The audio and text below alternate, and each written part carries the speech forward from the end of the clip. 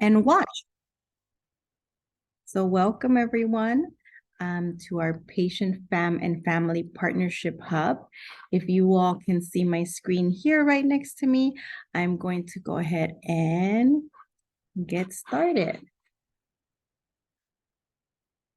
Oops, give me 1 second, everyone. So sorry about this.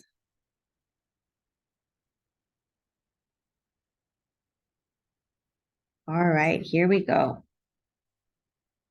So like I said earlier, we are recording. Our live transcripts are also going to be available. And we also have interpretation available. So when you come in, it will usually say in the bottom a little message that says language interpretation is available. Please click here to get started. So if you click on this little globe, it will ask you to choose your language. So it will ask for you to choose. For now, we have English and Spanish available. So even if you don't need the Spanish interpretation, it will just prompt you to either choose English or Spanish. So just in case anyone has any questions, we're here to answer those questions now. And just a few other Zoom features that we have available. So we talked about interpretation. It will prompt you this English, Spanish option. So you can click, you can go back and forth if you'd like. To send a message, we can go ahead and send a message to someone privately or to everyone here in the group. If you need the live transcripts, you can click on this bottom button that says live transcripts and reactions. So oftentimes we will use that if we want to speak. This is a small group, so please feel free to unmute yourself and go ahead and share. When we have big groups, sometimes we just want to share a reaction, and these are great to use during our meetings.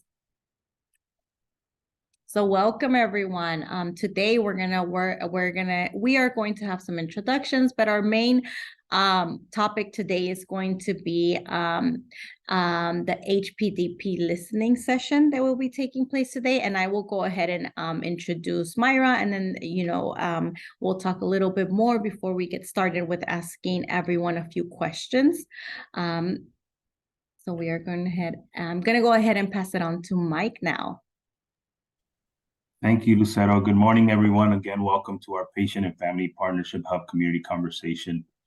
Thank you so much for taking time of your day and joining us. Please know that we appreciate and value your time tremendously, and that you are helping shape the healthcare services for all of our LA County community. Welcome again, everyone. Bienvenidos a todos. In a minute, we'll do introductions. Like Lucero mentioned, in addition to our PFCC partners, joining us today is Lasha, who will be helping us today by simultaneously translating our conversation in Spanish, and vice versa, we'll be helping our Spanish-speaking patient family advisors join in our conversation. My name is Miguel Renteria. I go by Mike, and I'm part of the DHS organizational development team. My work evolves on patient experience and supporting our culture of patient-family engagement throughout our health system.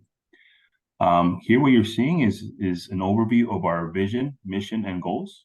Our mission is to advance the health of our patients and our communities by providing extraordinary care.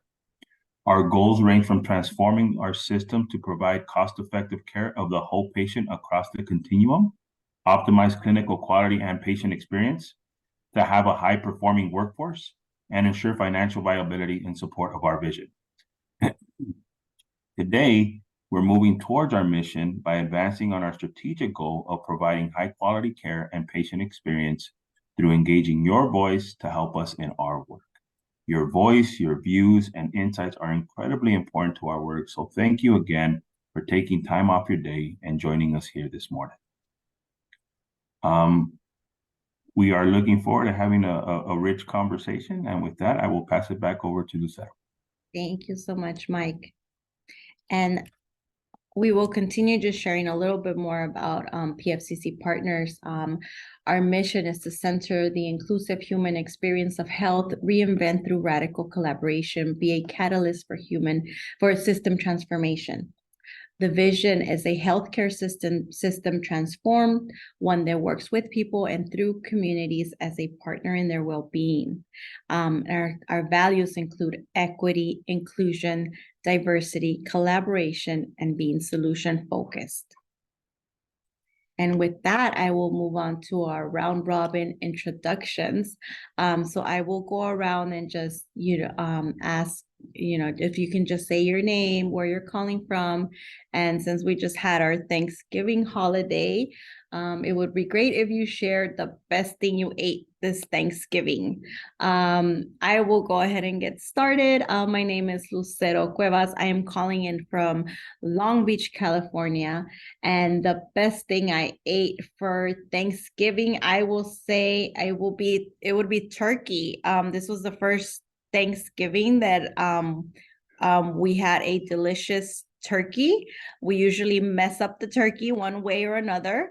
And this year we bought a turkey from someone else that makes delicious turkeys, and we were very grateful that we were able to do that because we actually had delicious turkey, and I think we're gonna have it every year now. So it seems pretty predictable to have turkey for Thanksgiving, but we managed to always not cook it properly. So it wasn't always delicious for us, but this year was great. So I was really happy to enjoy a Thanksgiving turkey. And I'm going to pass it on to Myra. Hi everyone, good morning. Let me see when I go turn on my video. Good morning. My name is Myra Garcia. I am calling in from Azusa, California. And the best thing that I ate for Thanksgiving, I would say it's palabok. It's a Filipino type of noodle. But yeah, this is the best. We did have turkey, but I don't like turkey. So that's the best thing that I ate was the Filipino noodles. That sounds amazing, Myra. Thank you so much. I'm gonna go ahead and ask Joy if she can share the best thing she ate this Thanksgiving. All right. Good morning, everyone. Well, I had a kind of interesting Thanksgiving.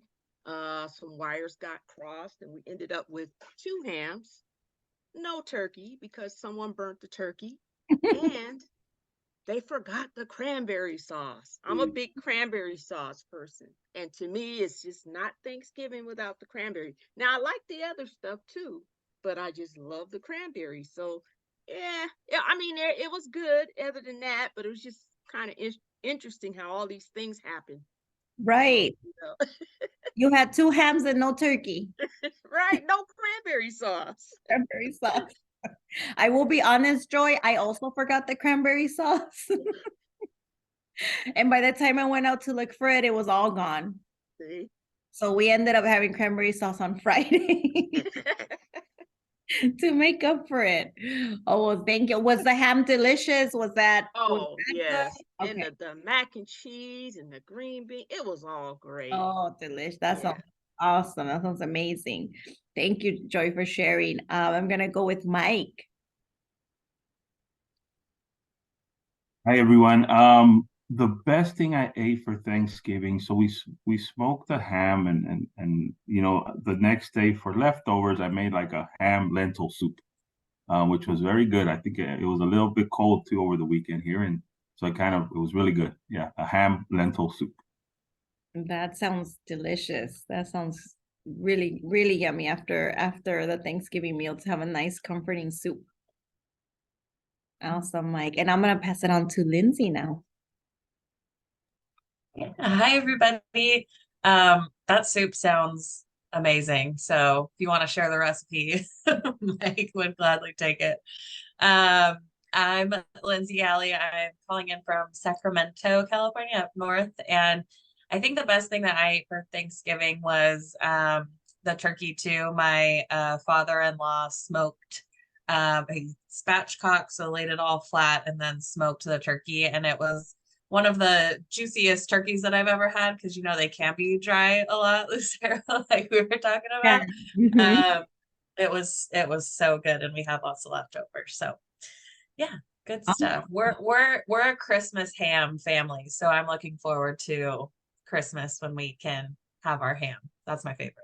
Oh, yes, I love ham. We usually too. get ham because we can't mess up the ham as much as we can mess up the turkey. But that sounds awesome. Okay, everyone. Now we're gonna move on. And I'm gonna give Myra just a minute or so just to introduce herself. And she is working on this health promotion, disease prevention work. And again, Myra, I'll give you a minute or so, and then we'll start asking some questions because we want to know people's opinions, people's thoughts, so we can help more and more people in LA County. So Myra, go ahead and take it away, please. Thank you, Lucero. So yeah, my name is Myra Garcia, as I mentioned earlier. My work is really developing this program, which is called Health Promotion and Disease Prevention Program. What we really wanted to do, I'm not sure, how many patients do we have on the call? Is it just Joy? Right now it's just Joy, yes. Okay. So basically what we really wanted to do is like connect our patients to the services that we already have existing within DHS. Joy, as you know, like DHS is comprised of different hospitals. Like we have 4 hospitals, 27 or 16 comprehensive health centers. There's a lot of facilities. And each facilities they have different services. Like, 4 may have like the same services, the other may not have the same but offer a different one. But what we really wanted to do is connect the patients to these services so that we can help them manage their chronic condition more, like they could manage and control their chronic condition. We are starting with hypertension. That's the first chronic condition we are addressing. And what we wanted to do is like have the patients first be aware of these services that are available. We have titration clinic, there's the health education classes, there's behavioral health integration team. There are different services, but it seems like not everyone is aware. And also just making it leveraging the services that are available across sites. Like it doesn't matter if, let's say, you usually get your care at All of You, but there's like a health education session or class or training in Mid Valley. Like we wanted all of our patients to be really take advantage of the services that we have, regardless of where they are available or where the patient's being seen.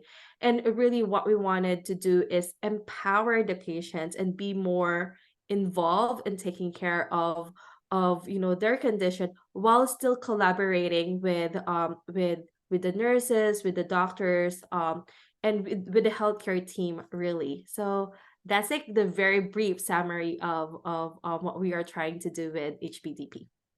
Thank you so much, Myra. Thank you for sharing that. And now that Myra has introduced herself and introduced the program, we want to ask everyone here just a few questions, and we can take our time. Please feel free to unmute yourself, and I will go ahead and get started. So one of the first questions we have is, what is your understanding of hypertension? And also, what is the most important factor in controlling your blood pressure? So we can start with the first question. If anyone would want to unmute yourself, what is your understanding of hypertension right now? Like, do you have a lot of knowledge about it? Do you feel that you know very little? If anyone would like to share. And then I know we have a phone caller. So please feel free if you're calling over the phone. I know there's also the option to choose your language, English or Spanish. So if you would like to choose your language, and then please feel free to join us.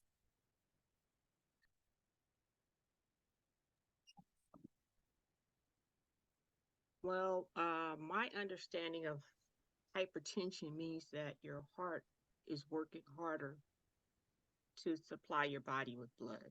And if it continues to work hard for a very long time, then you can get complications that you may not even know that's going on in your body.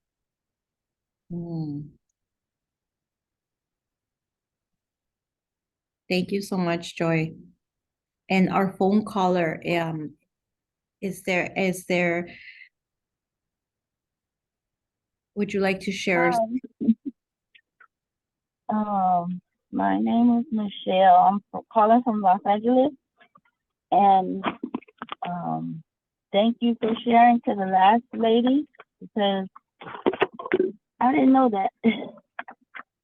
But I do have high blood pressure and I do have hypertension, and I take medication for both, and I have a water pill included in it in my medication. And so what I've heard from a family member that had high blood pressure was that your organs are like burning rubber. They're just like burning rubber. That's what I was told. So I'm still trying to learn what that means, burning rubber. And so I think what I do to take care of myself, the part where I need more understanding about it is just like the basic things. Warm baths, fruits and vegetables, water. And I don't get a lot of physical activity, but I know that's part of it. But just staying like stress-free. And that's the basics, that I go by every day.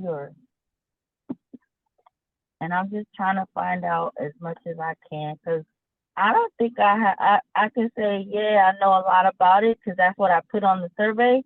But I don't think I have it under control, even though I know a lot about it. Yeah. Yeah. Thank you, Michelle, for sharing. Joy, is there anything that you feel is the most important factor in controlling your blood pressure, if that's something that if you are dealing with that? I think the most important factor that I think is weight management. That's very important, because even now, we eat the American diet, and it's not very healthy. So it's a lot of getting a hold of your habits and trying to just eat healthier, which is hard because there's so many good things out there that you should eat, but it tastes good.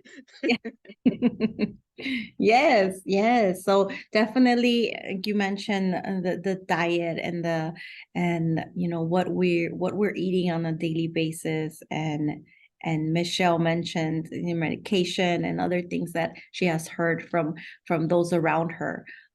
So thank you both for sharing. I'm gonna go ahead and move on to our next question. Is what, if anything, are you doing right now to control your blood pressure?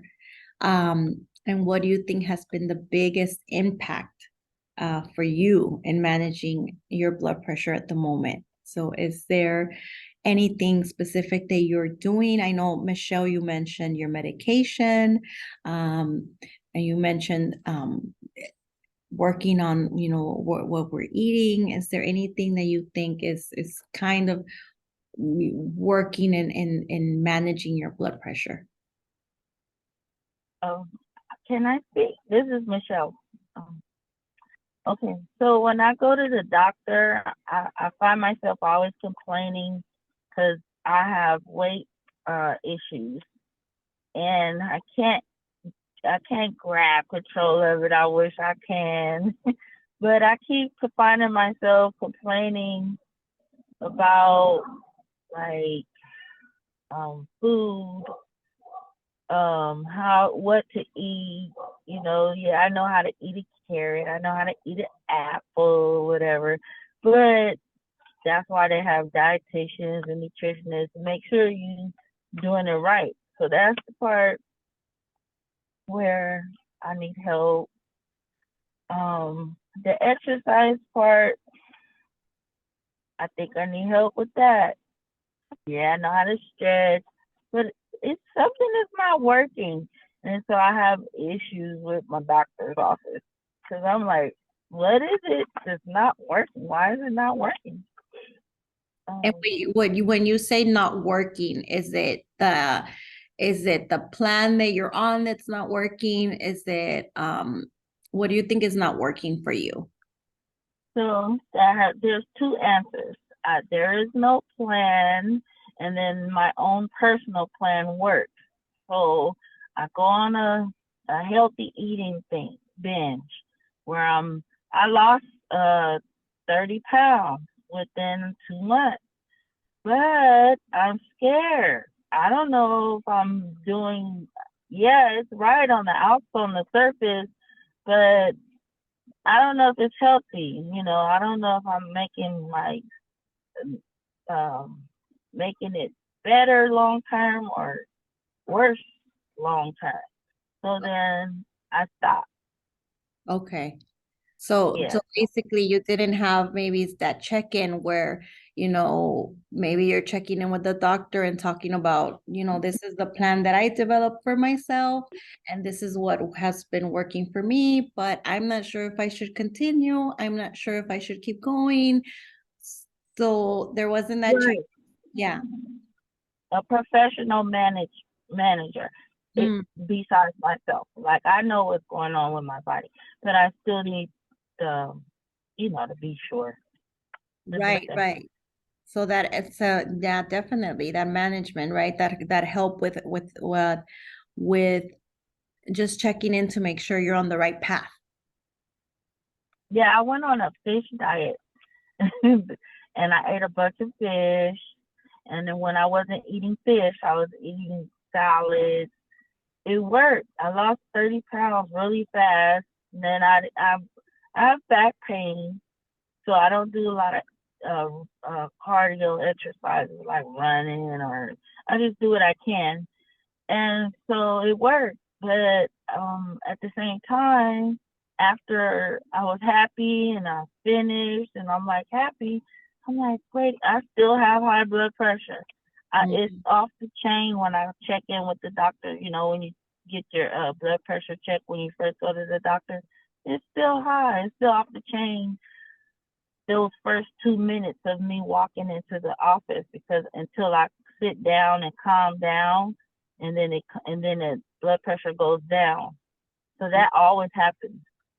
Okay, so you already know you go in and you have to wait a little bit to kind of retake your blood pressure, and definitely you need that check-in, right? Well, are we still going in the right path? Should I try something different? Thank you Yes, so it's just yeah. not going away. Yeah. Joy, is there anything that you think, if there's anything you're doing right now that is helping you manage your blood pressure?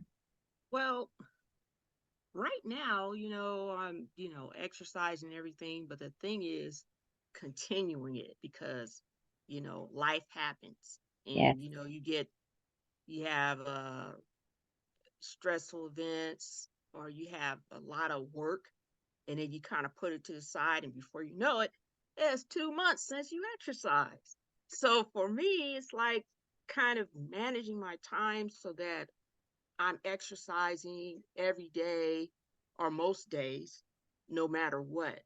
For me, that's the biggest impact. Like, I'm not on any medication yet, but the doctors, you know, take home a blood pressure, monitor your blood pressure. Every time I go in, that's the first thing they check. And then if you fill in the if you meet a certain criteria, race, weight, gender, blah blah blah blah blah, then they really get concerned. So I'm like at that. I know I'm at that border to where she's gonna just say, you know what? Let's just start you on 10 milligrams of such and such. And I don't want to get to that point, So for me, it's just trying to get that, stick to that, stick to those good habits and not let life get in the way too much. Yes.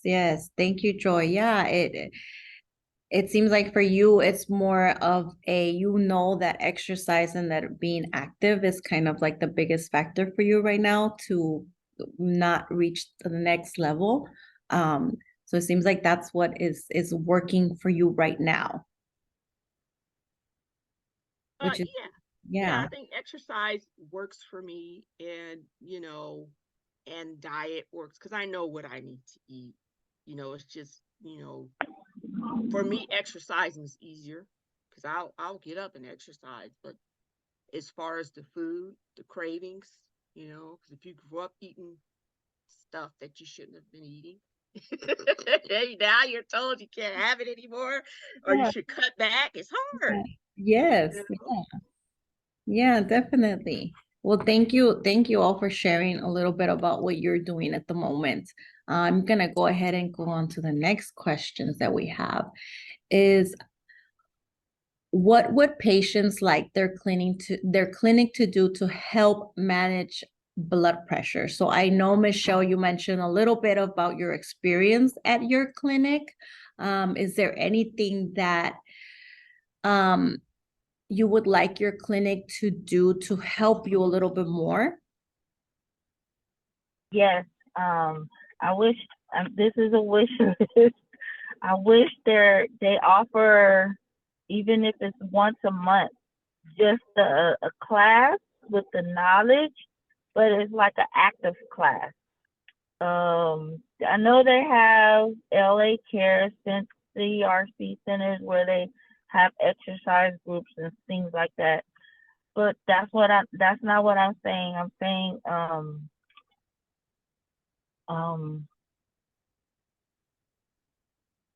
okay, I have a lot of 100 excuses not to go to the CRC and be happy about it every single day. So that's why I'm saying I wish that the doctor's office had once a month the important factors like breathing, water, exercise, everything that's related to decreasing, decreasing the high blood pressure.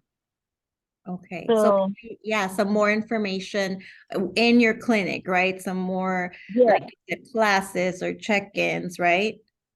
yeah, because if I go to a CRC, my back hurts. They don't have. I went there like to do a walk around.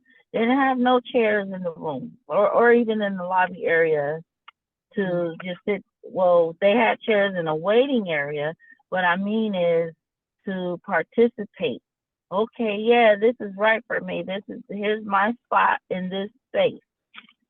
I didn't see that. It was kind of like uncomfortable visually because it's like, oh man, my back is hurting. Before I even got here, now it's hurting even more in my mind. No, yes, definitely. And that can, if you're already anticipating, maybe I'm gonna be in an uncomfortable position, I'm gonna be uncomfortable. It's not gonna help me when I have to listen and take in information. Yeah, and then there's more layers to it, but that's just like the starting point sometimes. Because the layers are talking to someone that works there and they don't know what's happening. They can't help you. They can if you go further and further. And that's not really hard to do, but it could be uncomfortable. I don't want to say stressful, but it's just layers, and that's why I say it's a wish list. A wish Yes, list at the doctor's clinic. What needs to happen? What I need? What everybody needs? You know. yes, yes. Joy, is there anything for you that you would like to see at your clinic? Well, yes, I do. I mean, in addition to managing my health, I'm also taking care of my mother. She has a complicated case that includes high blood pressure, and she also sees specialists. And what I notice is sometimes there's not a uh not a sharing of information, but a general agreement on what's shared. And I'll give you an example. Like my mom's primary tells her, oh, your blood pressure doesn't have to be too low. As a matter of fact, they cut down some of her medicine. But when she goes to her specialist, they'll look at that same blood pressure and say, oh, that's fine. Because I think what they're doing is they're looking at the general standards, but they're not applying it to an elderly person. See, if you got someone that's 88 years old, their blood pressure needs to be a little higher than someone that's 45 years old. And the reason I learned is because when they get up, they can get dizzy, and they can fall. And I think that's something that needs to be, especially among our elderly group, that's something that needs to be stressed, because they're focused on getting their blood pressure low, and they say, okay, 100/60, that's great. No, not if you're 88 years old, because they don't want that person to get up to go to the bathroom and then fall. So I think that's what's missing, is that synonymous giving of information across all specialties, whether it's your primary, your specialist, or whatever, And nowadays, you don't have just one thing with someone. Most people got 2 or 3 things going on when they go to the doctor. And then when you're elderly, it's even more. That's just part of getting older, Definitely. So, so definitely just across the board, it's just, receiving the same information would be really helpful. Yeah, From because one provider to the other. exactly, because if you also take care of a loved one, that's a lot of stuff to be concerned with and be responsible for, especially if they have a lot of things going on, you get cancer, diabetes, high blood pressure, heart issues, and you're responsible for meds, and you're responsible to make sure they get to all their appointments. It's like whatever they can do to make that part easier. I think it'll increase compliance. It'll decrease accidents or mishaps or misunderstandings, Definitely. And I know you mentioned like just making it easier, especially for those that, for example, you that take care of your mother. Is there anything you think that would help, for example, for your mom's age group? Would a class work better? Would just a one-on-one session work better? Like, what do you think would work better for her age I group? think for her age group is probably better one-on-one, because I tell you why. Sometimes it's hard to get people to come out for a class, especially if they're that age group. And then if they got a complicated case and they have side effects from medications or whatever, they may not want to go out or feel that they can go out.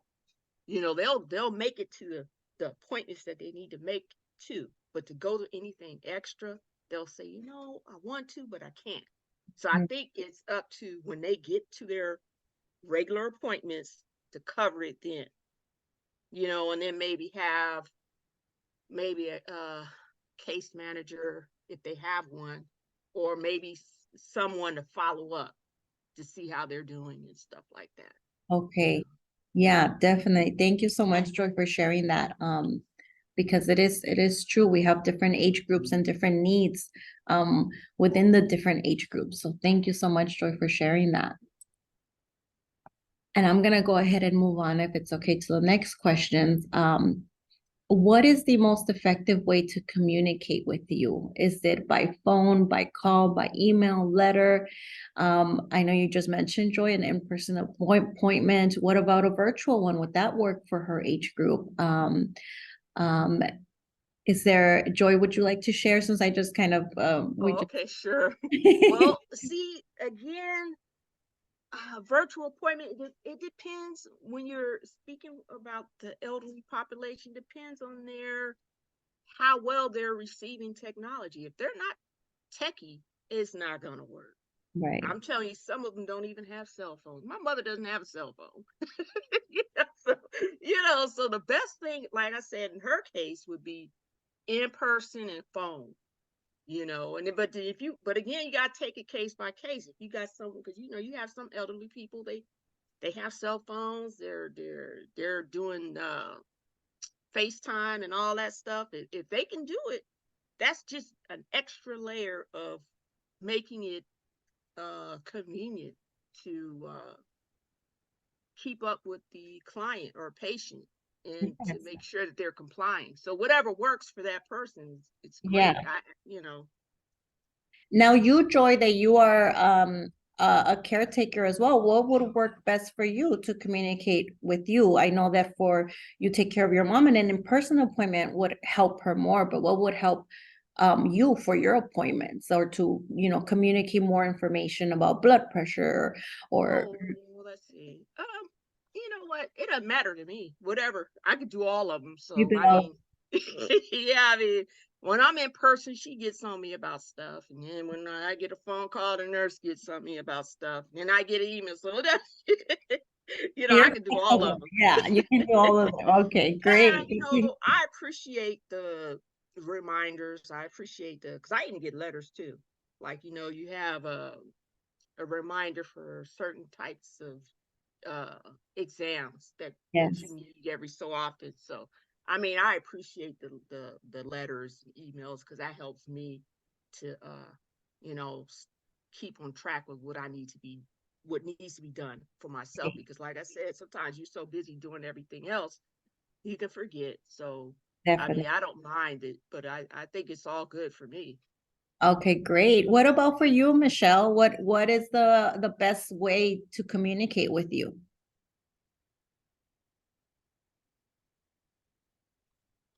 I think it depends. So if it's being able to do something like in person, and you can do it, I think in person would be great. So like I need 2 hip replacements and I have a bad back. Mm. So I just need somewhere to sit down. And other than that, I could do it in person. If there was like if it was a one-on-one or a group setting. And then if I had to pick a choice, I would say in person. Okay. But my comfort, my laziness would be, online, Mhm. if Well, I'm not gonna miss out on something. But if it's just, I guess that choice makes a difference. definitely. I know you mentioned that there are some other health issues that you are also dealing with. So you have to think about, you know, again, if you're going in person, am I going to be comfortable? Is there going to be a space for me to sit down? So definitely keeping that in mind, that you would prefer in person, but you also have to think about the other things that are going on. And it's, you know, if that space going to work for me? Am I going to be comfortable and be able to listen and take in all of the information? So definitely that's something to keep in mind. So thank you for sharing that, Michelle. So it seems like for you in person, right? You would prefer it, but you know, if it doesn't work out, you're okay with a virtual, or you're okay with email, a call. Does that work for you as well? Yes. Awesome. Great. So I want to thank everyone for sharing. And before I move on, I want to ask Myra if there are any other questions she might have that I didn't think of or that we didn't cover. Please feel free. No, you did cover it a lot. Listener, is it okay if we start from the beginning of the question? I just want to make sure that I recap everything correctly. And Joy, Michelle, thank you so much. It is what we really wanted to do is like see where the patients are, because we can be planning a lot of things and that may not be what the patients need. So like your opinion, your feedback, it's really, really helpful. Um so with what is the understanding of hypertension, just wanted to recap. Like yes, Joy, like what you mentioned, hypertension like, measures your blood pressure. Blood pressure indicates really how hard your heart is working to supply the blood across all of your body. And there are different factors around that, right? If your veins or your arteries are clogged, it can work harder. If there's the weight as well, like the bigger the weight, the harder the heart needs to work to like distribute that body. So there's a lot of factors into that. So like thank you for, I think what I got from your answer is really having like what Michelle mentioned, like she has an understanding of hypertension based on like what her friend or family member told her. So like that's good for us to know, because then we know that, well, we also have to have a way of really explaining it to a patient in a manner that's consistent, like what Michelle mentioned earlier, that is consistent, like what is blood pressure and what's my target blood pressure regardless of where I went, right? So thank you for that. And what's the most important factor in controlling your blood pressure? I got that. I'm just recapping, and just let me know, guys, if I missed anything or if I understood it wrong. But for the factors of controlling your blood pressure, Joy shared about exercise, which is great. We do have like what Michelle mentioned earlier, there are community resources for exercise. There are some facilities like LA General that have like those exercise sessions, or like you can sign up and do, like they have yoga. So like there are some facilities that are connected with the community resource. And then Michelle mentioned about, you know, like learning how to, like understanding what to eat, what I need to eat, like even though you have like Michelle, you mentioned, like I know what are those, but I need help to actually implement those in my life. That's really great feedback, because then we know that now we really have to like boost up. We do have a health education team for most of the sites, where when your provider, and part of this program too is making it easier for the patients to get referred to that. Like basically you see a nurse and the nurse can just send a referral to the health education team, who will do those. They have one-to-one sessions where they will actually call you, assess what your needs are, and then they have like a kind of like they design a curriculum on like what are the things they need to talk to you about based on your condition. So there's a health education team. There are one-to-one, there's also group sessions. But based on your feedback, I'm getting that we really have to like boost up that health education team, and maybe how do you say that, advertise it more advertise it more, so like patients really can take advantage of that. Sorry, go ahead, Sarah, for the next slide. What, if anything, are you doing to control your blood pressure? Same thing. I heard about exercise and professional. There's a need for professional management. We do have care manager. Right now, there are certain criteria, because we have a very big healthcare system, right? We have a lot of patients, but right now there are certain criteria that if you meet it based on your condition, whatever, they you can be referred to a case manager, where they actually followed up with you every step of the way.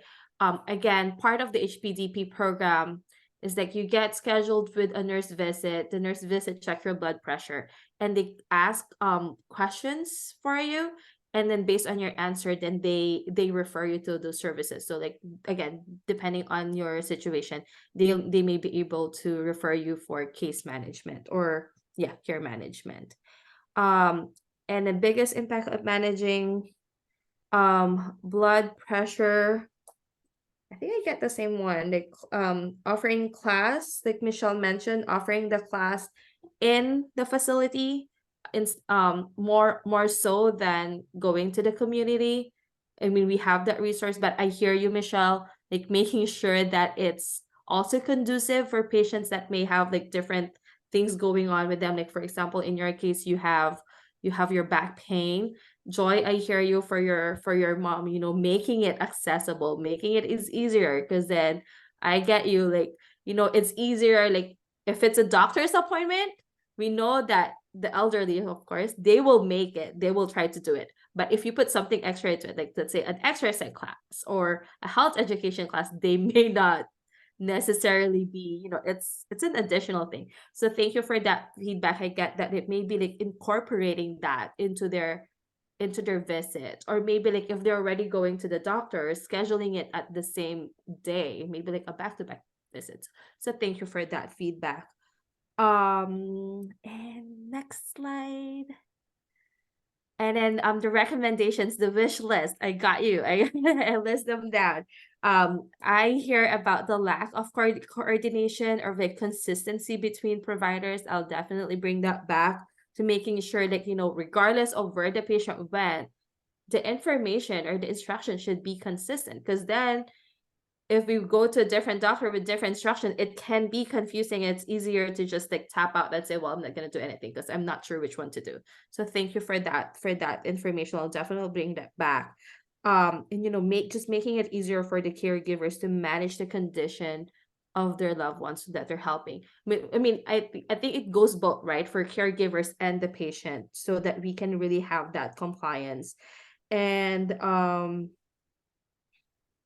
then with regards to like I did mention about the group sessions, we probably just have to enhance that a little bit. We'll look into that to see how we can really like advertise it more, make it more accessible to patients. And then when it comes to effective way of communicating, next slide, Lucero.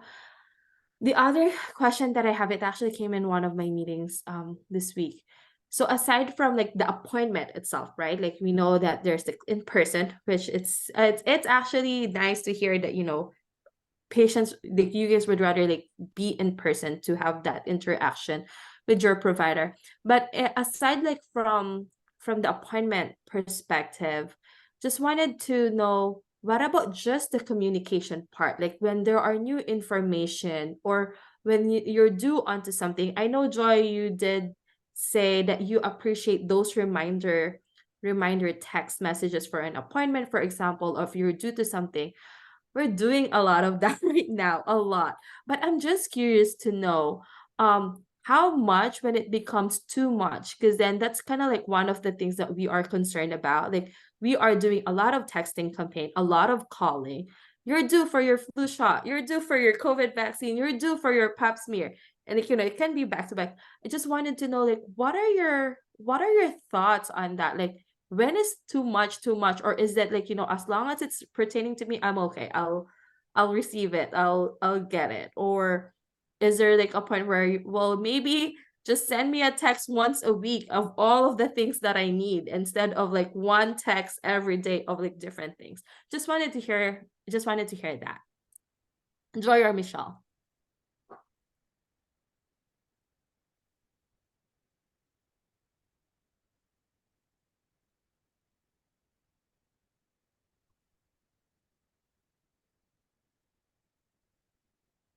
Hello, is it okay? Is it my Oh, yeah. turn? Yeah, go ahead. Okay. Yeah. So you know how you can, it feels weird. This answer might be a little bit longer. It's okay. So it's okay. You know, we grow, we're kids, we forget, we get adults, we forget. So and then life happens. So what I mean by that is, as an adult, you have people. I'll just go ahead and speak freely because I don't mind, and say, I'll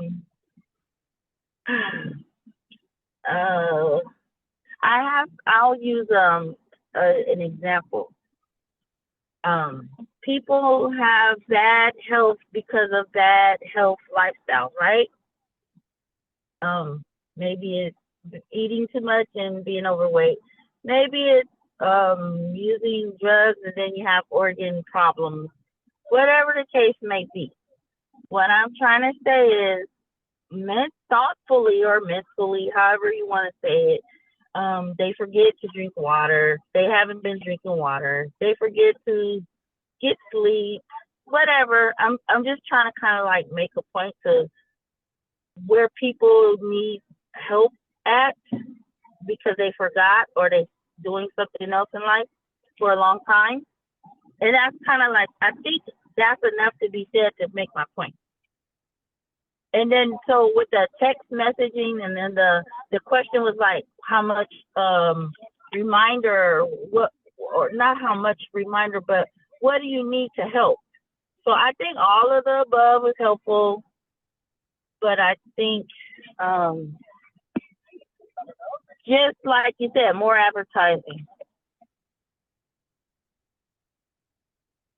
Thank you, Michelle. Joy, is there anything that you would like to share when it comes to communication? I think just the basics like food. Would you like any socks, soap, or deodorant? Food, water, sleep. I think sleep is important, and exercise and sunshine, like breathing. Some people are tense, like with the hypertension thing, and walking around mad. So people, me for example, I forget to breathe, and that's one of the things with my high blood pressure. That's one of the symptoms of my high blood pressure. I forget to breathe. Thank you so much, Michelle. Michelle, sorry. Thank you so much, Michelle, for sharing. Joy, I see you unmuted yourself. Is there anything you would like to share? You know what? I just realized I was muted. That's so funny. Yeah, and actually I said it, and I'm like, okay, maybe they didn't hear me, but now I just realized I was muted. But anyway, as far as if it's too much, personally, I don't think it's too much, because compared to the emails I get from marketers and advertisers, this is nothing. So right now I may get a text maybe a couple times a month. I'll get an email here and there, and I'll get a letter here and there. So for me, I don't mind. And I think it's a good thing because it helps me to stay on top of, the things that I need to get done. So yeah, I'm good with it. Thank you, Joy. That's really helpful because that's one of the concerns that we have, right? Like we don't want to create a text fatigue or a reminder fatigue. Like we keep on texting or we keep on sending something, and patients will start like tuning out because it's a lot. Oh, So no, it's not thank like you that to for hear me, that. man. Thank you. I get more emails from my when I take my car to the dealership, I get more emails from them. It's Oh, good to know. oh, we have a sale on accessories for your car. It's like, Right. oh. Yes, definitely a lot from all of the advertising and everything else we're involved in, right? Yeah, definitely. Thank you so much, Joy and Michelle. Myra, is there any other questions you have, or are you have gathered all of the information you needed? I did. Thank you so much. And again, all of your feedback are super helpful on how we can really like make this program successful, because this is really aimed to help the patients. And just to kind of like reiterate how important your feedback is, in the last session that I attended, one of the feedback that came back was, like just learning or like knowing more about hypertension, because as you guys know, blood pressure is very it's kind of like a silent killer almost. Like you won't have symptoms until your blood pressure is super high. Your blood pressure can be high consistently without any symptoms. And like in the last listening session, they did share about like just learning about like what are the risks of having high blood pressure, like how can I manage it. And because then a lot of what I got from the last listening session is like sometimes they just the understanding just came from what they hear from someone else. Like it can be from the neighbor, from the friend, why they should take their medication, why they should not take their medication. So like from that listening session, we actually have implemented that every patients that are seen in our nurse visit clinic for blood pressure check, should get at least at minimum, there's this generic blood pressure education material that will be attached to their visit summary.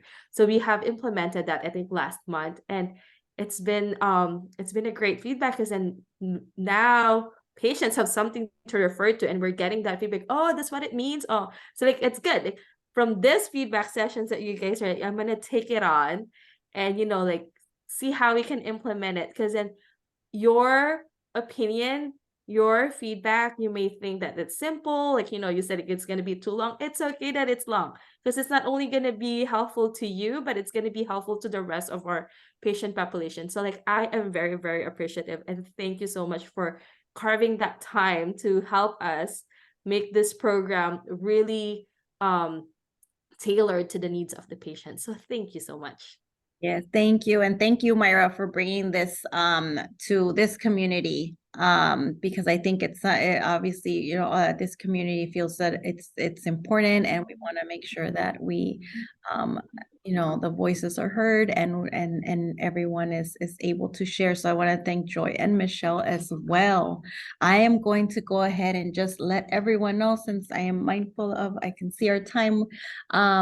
The next community conversation is January, so next year, January 16th. The Spanish should say January 16 as well, but it is in January, so it will be next year. So with that being said, happy holidays to everyone, and I hope to see all of you next year in January 2024. Happy holidays, everyone. Happy holidays. I have one more idea, and then we'll make it short if you would allow me. Thank you. Go for it, Michelle. Okay, so me and my doctor be missing the point. So we both dropping the ball. So my idea came from the text messaging so this is an idea. I'm just throwing it out there what came in my mind. Where there's a connection where you're getting feedback to what everybody needs, and if you know, whoever responds, and then if that's possible, and then you'll have your ideas for, I don't know how to do it, but because that seems like a lot of work, but you'll have your ideas by the feedback, by the check-in. Maybe it be caseworker, maybe it just be random stuff. But in order to treat or help or to have an effect on, to give an out effect instead of an in, you get in the in, now you got to get the out. So I don't know how to make that mark, because I keep going to my doctor and complaining, and he doesn't know how to help me. Thank you for sharing, Michelle. Yeah, thank you. That's, I mean, all the information we can get and all the experiences that everyone has, it's impactful for all of us to know, because you know, Joy and you, Michelle, have had different experiences, so it's good to share your specific one. So thank you so much. And with that being said, I'm gonna go ahead and wish everyone again a happy holidays, and thank you all so much for joining us today. And we will see you again in January. Bye. Have a good day, Thank everyone. you. Thank you, everyone.